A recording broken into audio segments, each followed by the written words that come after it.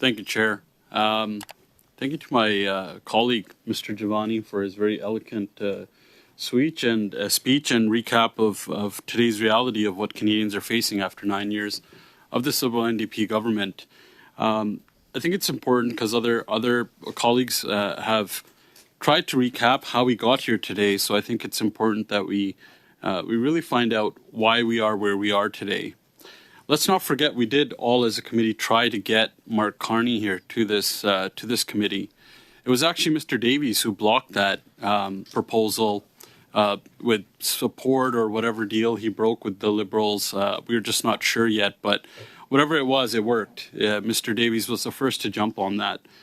So he tried to block that. He was successful in that.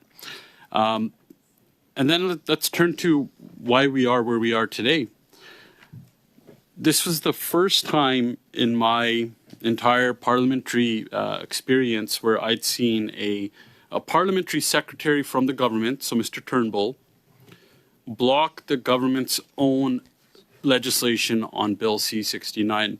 Let's not forget we had witnesses in this room, and Mr. Turnbull decided to table drop a motion, a heavy-handed motion, which was not discussed beforehand, but we know for a fact that NDP got that motion the night before, which none of the rest of us got in this room, from the Conservative side or the Bloc as far as we know. But Mr. Davies knew about it, and they tried to use a heavy hand, as they always do, within what they've been doing for the last 9 years with their costly coalition, is to try to stiff-arm us. I tried this last Friday, but got an incredibly biased decision from the chair at that time. There is no coalition for 9 years. You're allowed to have great latitude to this committee, but you're not allowed to rewrite history. Saying that the last 9 years of coalition government is like saying the last 9 years was a American Republican government. It's simply wrong. Davies, and I would ask my colleague to be factual. You vote in the same way with the Liberals. Last 2.5 years having a confidence supply agreement. There was no 9 years of coalition government between the Liberal NDPs in the last 9 years. And you're not allowed to state outright falsehoods under the guise of parliamentary privilege. I'd ask him to withdraw that comment and stick to the truth. On that point of order. MP Chair, Hallan. I think Davies, I think Hallan. my NDP colleague Don Davies needs to listen a little bit better, just because I separated the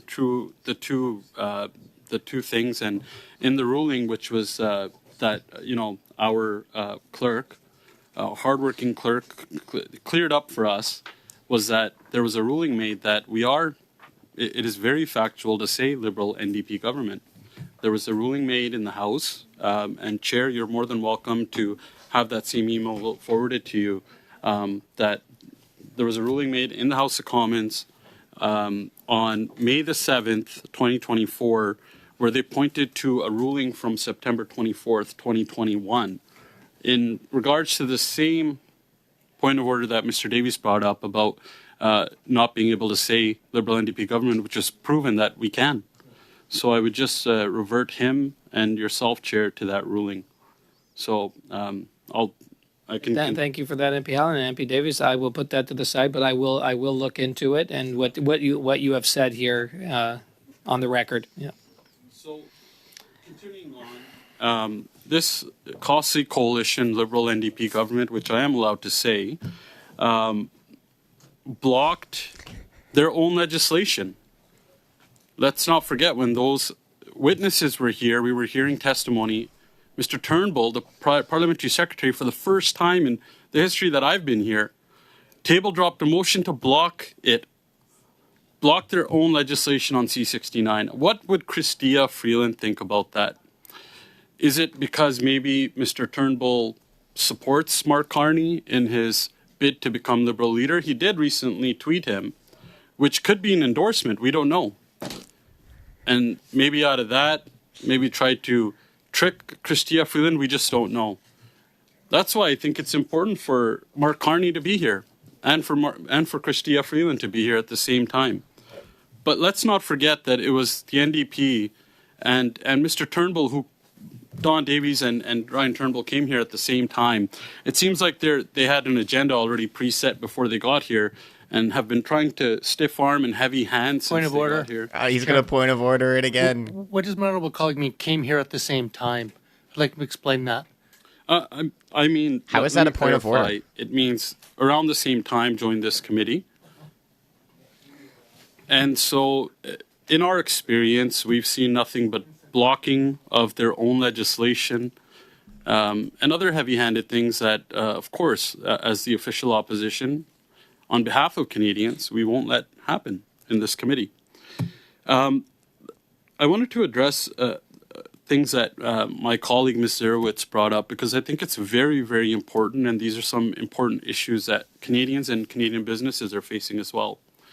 When we talk about Canadian businesses in this expensive, costly photo-op budget by this Liberal NDP government, they're claiming that they're going to give back carbon tax rebates to businesses. These businesses have been waiting for more than 5 years for this. More than 5 years. They took this money, emissions went up under this pretense that somehow it would fix the environment, which it didn't. Chrystia Freeland said that businesses would somehow be better off and the environment would be better off, Canadians would be better off. None of those things happen. Not a single one of those things happen. In fact, Chrystia Freeland's own environmental department admitted they don't even keep track of the emissions that are tied in with the carbon tax scam. It's a total scam. There is nothing that ties in both things because they know it's just like Justin Trudeau and not worth the cost. That's why. That's why they don't keep track of it.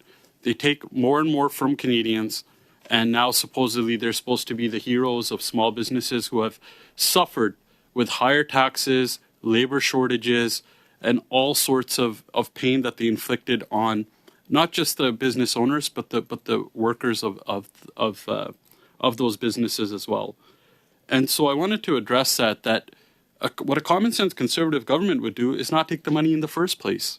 You wouldn't need these phony rebates if you didn't take the money away in the first place. Yes, sir. Chrystia Freeland has on multiple occasions come to this committee, just like the parliamentary budgeting officer, and has refused to answer what the parliamentary budgeting officer has confirmed on multiple occasions, that most households are worse off when you factor in the economic and physical impacts of the carbon tax. That is exactly what the parliamentary budgeting officer said.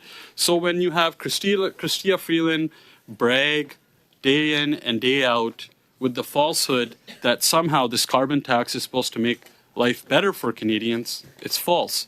The parliamentary budgeting officer said so himself. He proved that this carbon tax scam is not worth the cost. And emissions went up once again. In fact, it's so bad that Canada's ranking for climate change index fell from 58 to 62. Can you believe that? But the carbon tax went up. Can you believe that? It's crazy, I know, Chair. It's crazy that you could raise the carbon tax and fall in the climate change index.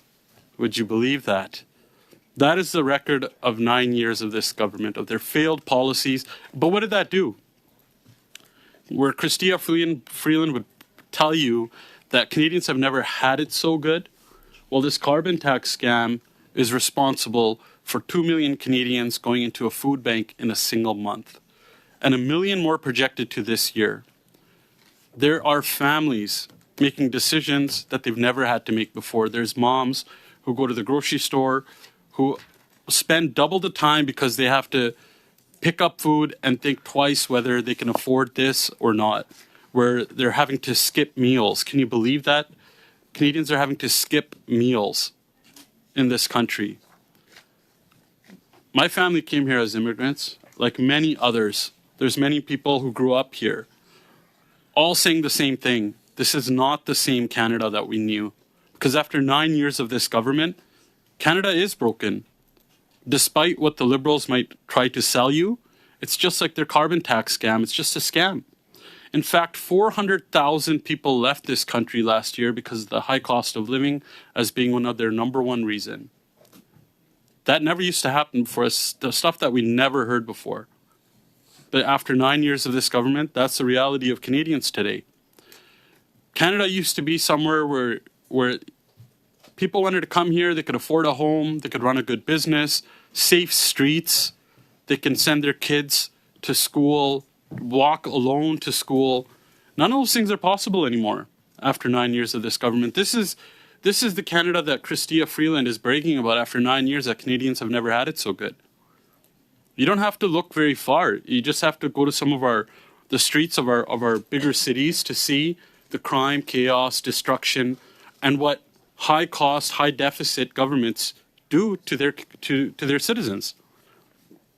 Can you believe that we live in a country right now after 9 years where there's teachers and nurses living in their cars because after 9 years of this government, supported by the NDP, they can't afford rent because it's doubled. Mortgages have doubled. In fact, Canadians can't renew their mortgages because of the high interest rates. That's the Canada we live in. And when we talk about food banks, there's phenomenons that we've never seen before. Double income earning family members, two in fact sometimes, that earn good living, they can't afford to eat, heat, or house themselves anymore. That wasn't the promise of Canada. That wasn't the Canadian dream that was promised to those people that came here, that left everything behind to come here for a better future. They were promised that they could afford groceries, to heat their homes, to be able to afford to live in a home, all at the same time. But after 9 years of this government, supported by the NDP, all along the way, this is the reality of Canada. The Canadian dream is broken. The Canadian dream has turned into a nightmare for many people that we talk to. I think that if the Liberals and the NDP would start talking to their constituents, they would realize the pain that it causes. Mr. Giovanni clearly outlined what was happening in Mr. Turnbull's own riding, that this wasn't a reality before, but it is now. Yet, virtue signaling and being woke is more important to this Liberal NDP government than actually helping out Canadians. And this budget, this $40 billion of new inflationary net spending, does nothing to help Canadians out. In fact, everyone has seen high interest rates. The governor of the Bank of Canada has been here multiple times and talked about higher rates for longer, and that's the pain that Canadians have to feel. And when asked, he says this government's fiscal policy and his monetary policy are rowing in opposite directions. And it is a factor in why interest rates can't come down. That's why when people are renewing their mortgages, sometimes they're renewing at double or triple the rate. That's why Canadians are now living in their cars, living under bridges and in tents. There's tent cities all across this country like we've never seen before. That's just 9 years of how broken Canada is under this Prime Minister with the help of the NDP. By the way, that keeps this Prime Minister in his place out of greed for their leader's pension. That's what this is all about. And this budget is no different. It's going to keep this Prime Minister in longer, causing more pain for Canadians. Canadians don't see a hope right now at all. A year and a half is a long way for an election. That's why our leader called for a carbon tax election. That if this Liberal NDP government is so sure of their carbon tax scam, why not pause it? Which, by the way, 70% of Canadians before April the 1st, before the Liberal NDP government jacked it up by 23%, 70% of Canadians, including 7 out of 10 premiers, said, spike the hike, do not raise the carbon tax. Yet, they did what they always do. They want to inflict as much pain on Canadians as possible, to raise the price of groceries, gas, and home heating even more. So they refused to listen to Canadians and jacked it up. Knowing that 1 million more Canadians would visit a food bank on top of the 2 million that visit a food bank in a single month, despite all of that. So when they talk about fairness, Canadians clearly see that that's not what they're talking about. It might be fairness for the government to collect more from Canadians, but for everyday Canadians, there is no fairness whatsoever. Yes, sir.